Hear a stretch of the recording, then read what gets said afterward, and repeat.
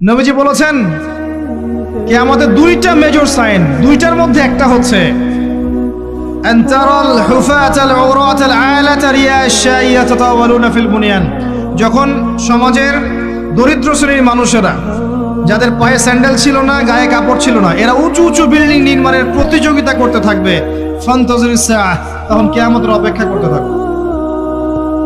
আজকে থেকে 100 বছর আগে ছিল এগুলা? 200 বছর আগে ছিল?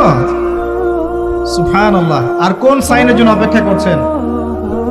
তিনি বলেছেন শেষ জামানায় women will dressed but still they will be naked। মহিলারা কাপড় পরবে, তারপরেও তারা নগ্ন থাকবে। আপনি ঢাকার শপিং মলে যান, আপনি দেখেন। আর কোন সাইনের জন্য অপেক্ষা করছেন?